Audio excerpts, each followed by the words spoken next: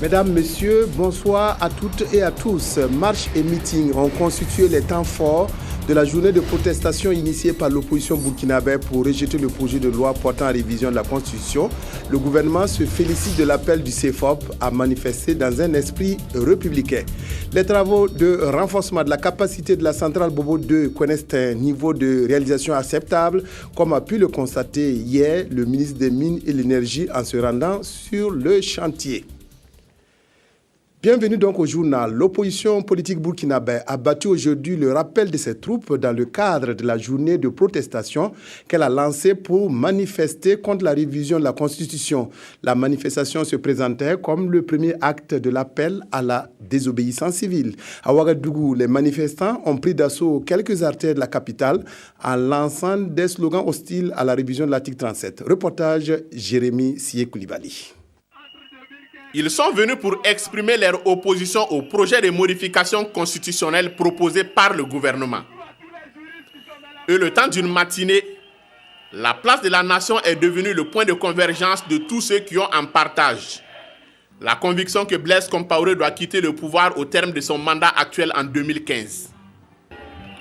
Considéré comme le point de départ de l'opérationnalisation de l'appel à la désobéissance civile lancé par l'opposition, en vue de contrecarrer le projet de référendum sur la Constitution, la marche meeting a d'abord tenu à rendre hommage au député Ama Arba Diallo, qui a été de tous les combats contre la mise en place du Sénat et la modification de l'article 37.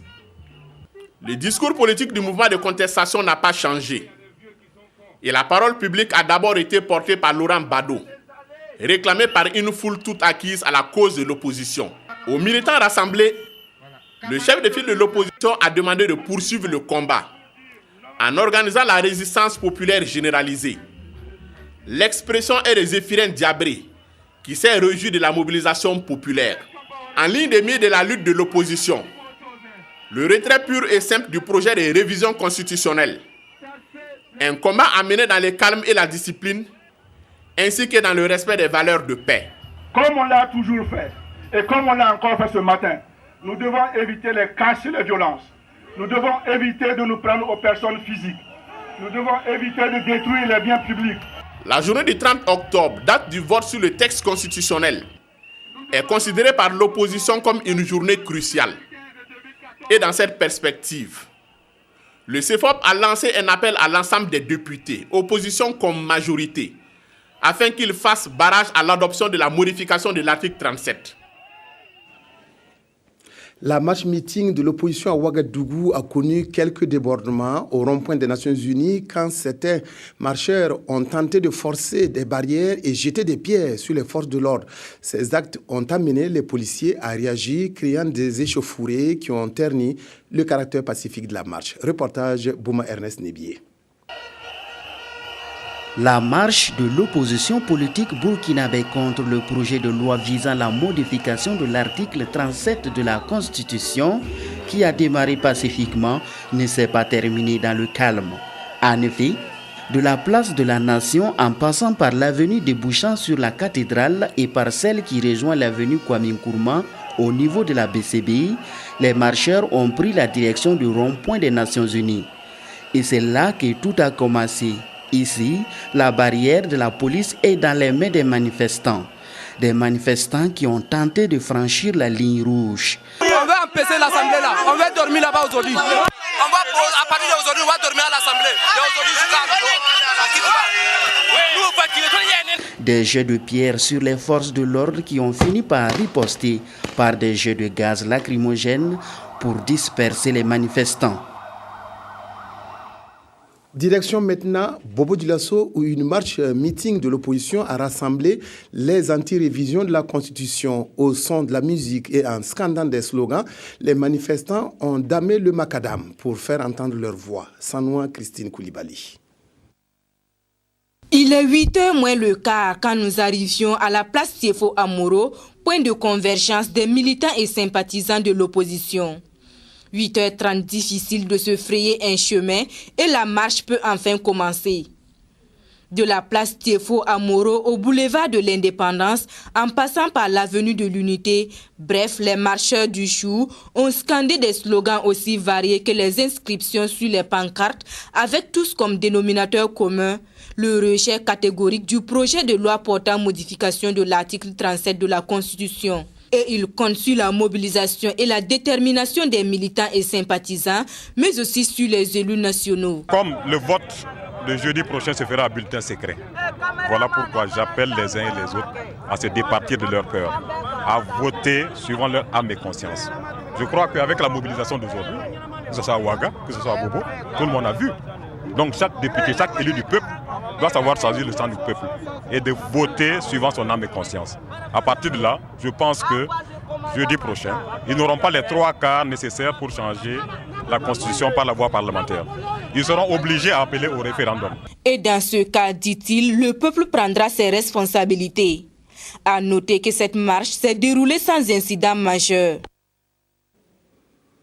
Ce communiqué à présent, le mardi 28 octobre 2014, à l'appel du chef de file de l'opposition politique CFOP, des manifestations ont eu lieu à Ouagadougou, Bobo-Dioulasso et dans d'autres localités du pays pour protester contre l'examen du projet de loi portant révision de la Constitution soumis par le gouvernement à l'Assemblée nationale.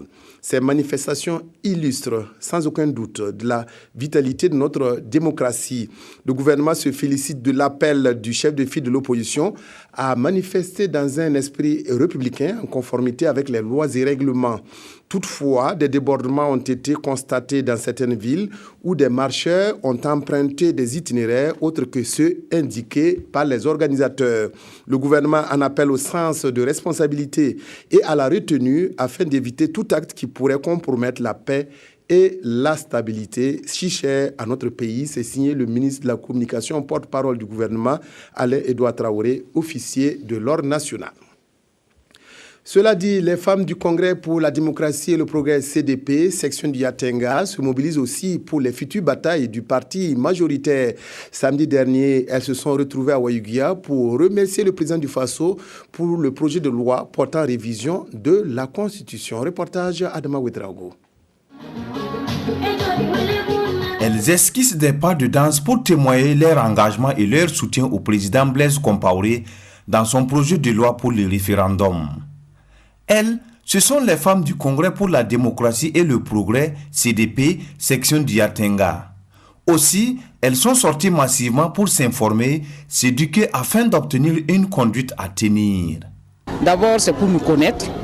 Ensuite, c'est pour nous mobiliser, pour soutenir le référendum. C'est pour soutenir le CDP, pour soutenir Blaise Compaoré, et afin que 2015 pour Blaise Compaoré soit une réalité. Présents à cette cérémonie, les premiers responsables du CDP Yatenga ont apprécié la démarche des femmes avant de les exhorter à être des vecteurs de paix. Le CDP est un parti structuré. Le CDP est un parti qui mobilise. Le CDP est un parti qui gagne. Et dans cette logique, c'est tout à fait normal que lorsque nous sonnons le rassemblement, que les personnes ciblées répondent, donc soit au rendez-vous, pour qu'ensemble nous puissions planifier nos actions afin donc de chercher toujours un meilleur devenir donc pour le Burkina Faso, pour la province de Yatenga. Ceux qui ne sont pas d'accord pour la modification ont d'autres voies de recours, n'ont pas besoin de bloquer les voies, ils n'ont pas besoin de brûler les maisons des uns et des autres pour manifester leur mécontentement. Cette rencontre était l'occasion pour les différents intervenants de faire une mention spéciale à l'Alliance pour la démocratie et la Fédération Rassemblement démocratique africain ADF-RDA pour son accord au projet de loi pour le référendum. Ils ont par ailleurs demandé à la population de faire preuve de retenue pour préserver la paix et la cohésion sociale au pays des hommes intègres. Dans une déclaration dite déclaration commune locale publiée hier, la délégation de l'Union européenne au Burkina, qui dit parler au nom des chefs de mission des États membres de l'UE accrédités dans notre pays, rappelle son attachement au respect des dispositions constitutionnelles en vigueur ainsi qu'aux principes définis par l'Union africaine et la CEDEAO sur les changements constitutionnels. Précision Frédéric Etienne Bassenga. Dans un communiqué fait en accord avec tous les chefs de mission des États membres de l'Union européenne au Burkina Faso, il est dit ceci et je cite. L'Union européenne rappelle son attachement au respect des dispositions constitutionnelles en vigueur ainsi qu'aux principes définis par l'Union africaine et la CEDEAO sur les changements constitutionnels. Elle considère que tout débat sur un éventuel changement doit permettre l'expression d'un véritable libre choix dans le respect de la diversité de toutes les convictions. Soucieuse de la stabilité et de l'approfondissement de la démocratie au Burkina Faso, comme en Afrique de l'Ouest plus généralement, l'Union européenne en appelle au sens de la responsabilité de tous les acteurs, compte tenu des initiatives annoncées pour les prochains jours par les autorités du Burkina Faso, les partis politiques et la société civile. La délégation de l'Union européenne invite chacun à contribuer à la libre expression des opinions dans un climat apaisé, ouvert et respectueux des différences, renforçant ainsi l'unité nationale et le consensus politico-social. Fin de citation. Dans un tout autre chapitre à présent, le ministre des Mines et de l'Énergie, Salif Lamoussa Kaboré, une nouvelle fois sur le chantier du projet de renforcement de la capacité de la centrale Bobo 2. Objectif de la visite effectuée hier, prendre le pouls des travaux qui sont à un stade bien avancé. Le ministre, tout en se disant satisfait, a encouragé l'entreprise à mettre les bouchées doubles pour terminer le chantier dans les délais prévus. Amadou Lougué, à Bobo Dioulasso. Le ministre des Mines et de l'Énergie pour la 4e fois sur le chantier du projet de renforcement de la capacité de la centrale Bobo 2. Contrairement à sa première sortie sur le terrain en mars dernier, Salif Lamoussa Kaboré s'est dit aujourd'hui satisfait, même s'il reste encore des efforts à faire. En mars dernier, j'ai fait la visite. Je n'étais pas content, je l'ai exprimé. Et ce matin, vous avez vu, devant vous, j'ai mis quand même en service le premier groupe. C'est dans le chronogramme qui avait été arrêté.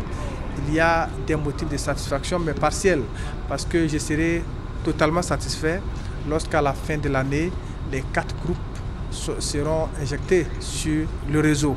Comme vous le savez, aujourd'hui, nous accusons toujours un déficit aux périodes de pointe en matière de fourniture d'énergie électrique. Et dès lors qu'on a de la production à injecter sur le réseau, nous ne pouvons que nous réjouir et puis estimer que, en tout cas, cet apport-là nous permettra de donner satisfaction à la clientèle. Le chantier de renforcement de la centrale Bobo 2 est un ensemble de 2 projets exécutés par la même entreprise, le groupement Téléménia. De l'avis des techniciens, le taux d'exécution des travaux est estimé à 85,72%. Dans à peu près 2 semaines, on aura sur place tous les spécialistes de chez nous, de notre pays. Téléménia, c'est une société qui se base en Israël. Pour faire tous les essais, pour terminer et réaliser la centrale, il faut avoir tout le monde ensemble.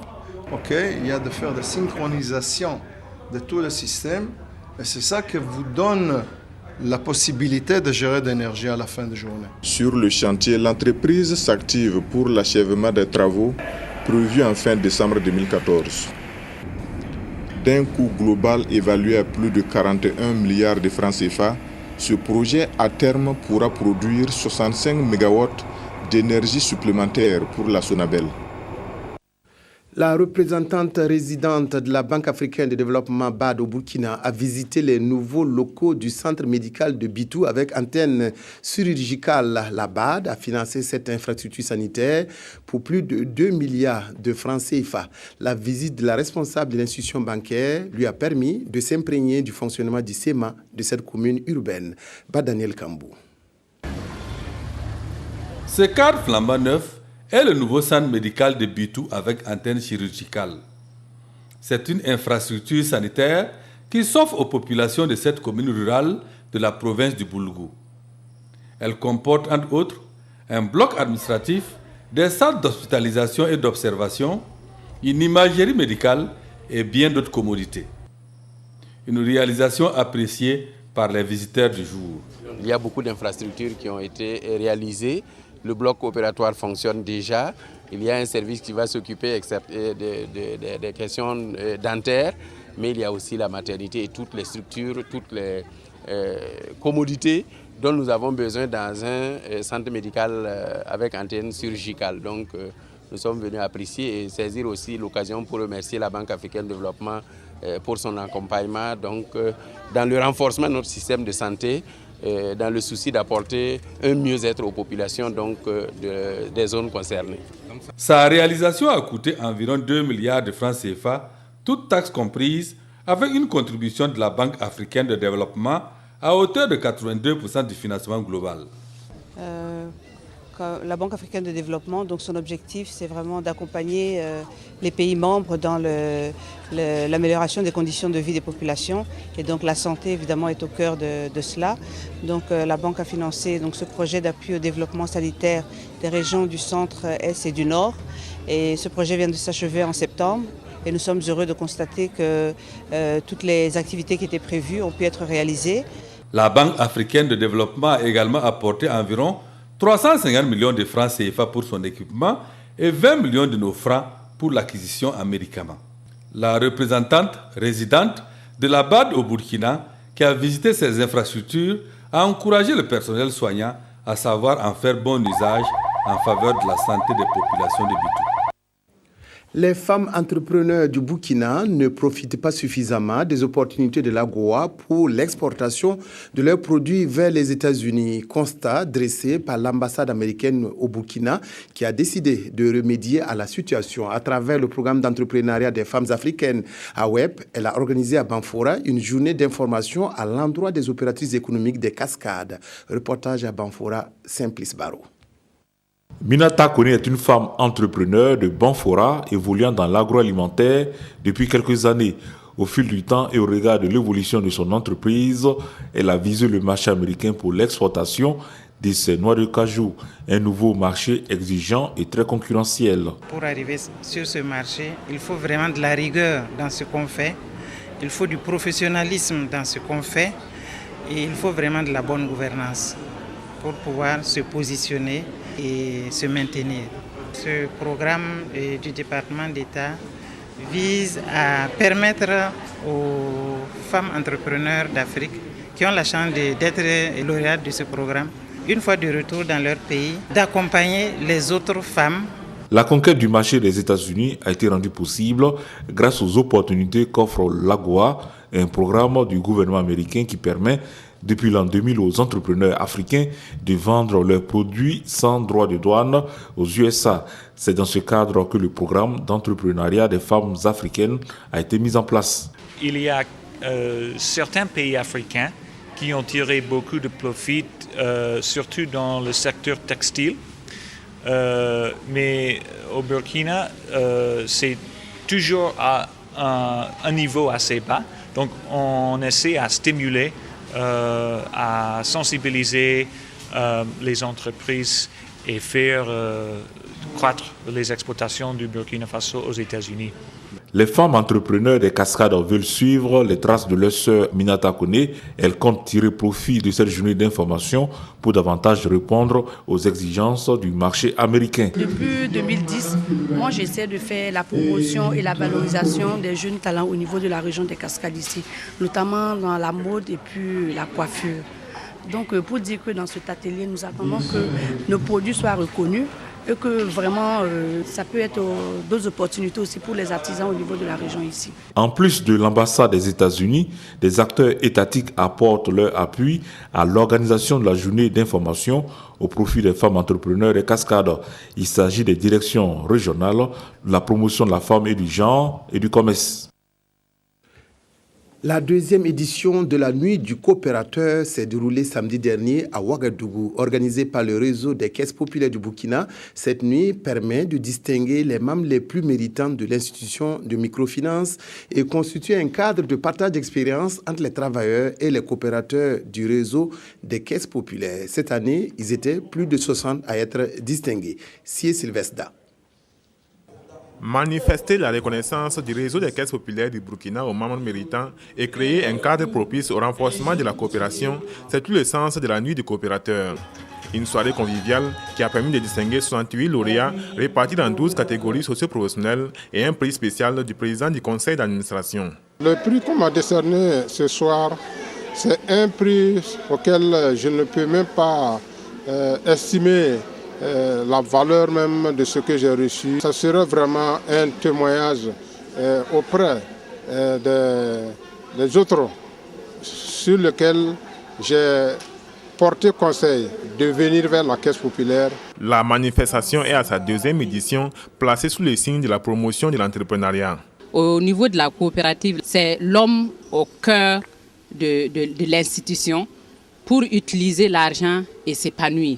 Il faut que les membres découvrent qu'au-delà des services que nous offrons, que ce soit le crédit et l'épargne, qu'au-delà de ça, ils sont en famille. Si les caisses populaires existent, c'est parce que les membres existent. Et c'est parce que les membres déposent leur épargne que nous pouvons faire le financement. Alors, je pense qu'on ne fait que perpétuer tout ce qui fait la force de la coopération. La nuit du coopérateur se veut également un cadre de valorisation du patrimoine culturel burkinabé, d'où un défilé de mode qui a permis de présenter les créations des membres. Une plage d'information et de sensibilisation a aussi permis aux invités de connaître les tout nouveaux produits de la Caisse populaire. Une nuit qui aura donc tenu toutes ses promesses en tant que cadre de rencontres, d'échanges et d'épanouissement entre acteurs de l'ensemble des réseaux des Caisses populaires du Burkina. Sortie de promotion au centre agricole polyvalent de Matruku, plus de 260 agents diplômés ont reçu leur parchemin samedi dernier. Ce sont des agents techniques, des techniciens supérieurs, des conseillers et des ingénieurs d'agriculture qui vont ainsi mettre leurs connaissances au service de la production agricole pour une sécurité alimentaire au Burkina. Amadou Lougué.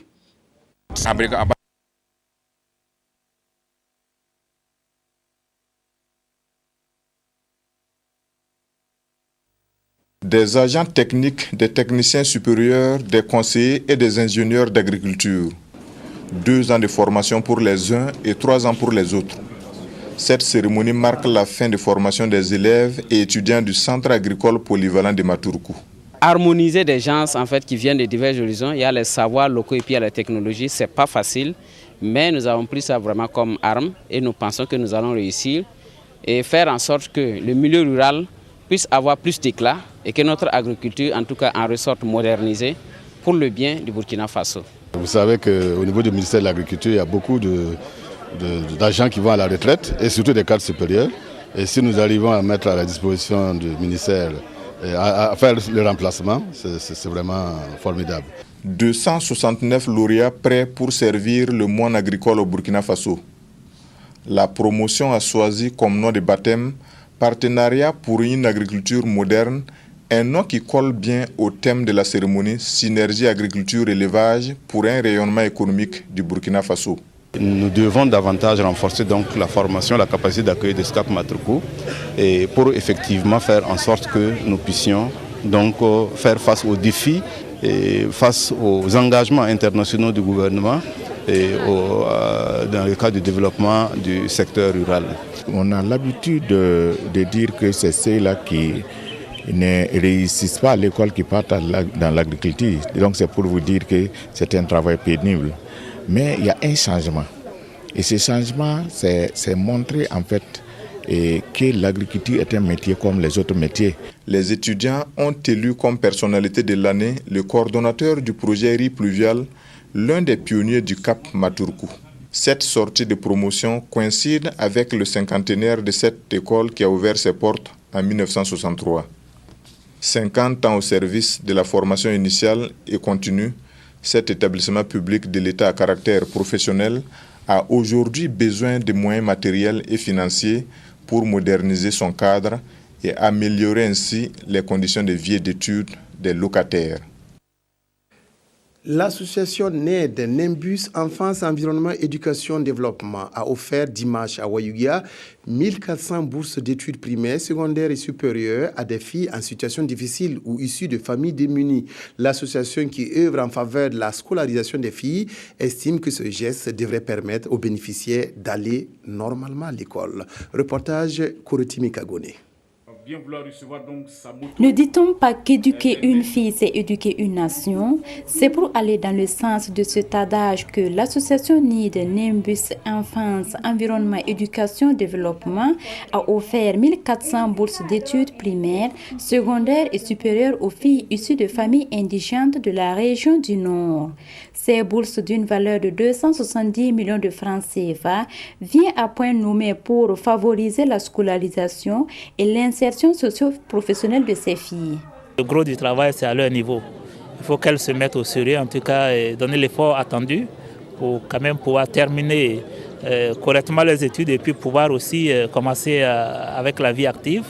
Et nous pensons qu'elles pourront aussi apporter leur contribution en soutenant à leur tour d'autres filles en difficulté, d'autres personnes en difficulté. L'association NID accorde une place de premier choix à l'éducation des filles. L'État devrait pouvoir encourager donc une telle initiative, mais à notre niveau local, nous pensons que l'association NID mérite d'être encouragée, mérite donc d'être reconnue association d'utilité publique à cause donc de cette action qui d'ailleurs n'est pas donc la toute première. L'association NID a offert des motos et des ordinateurs aux étudiantes. Vraiment, notre joie est inexprimable à l'égard de l'association NID et surtout de son coordonnateur et à tous ses partenaires pour nous avoir permis d'atteindre ce stade-là. Vraiment, n'eût été l'engagement de l'association NID, des intelligences allaient dormir.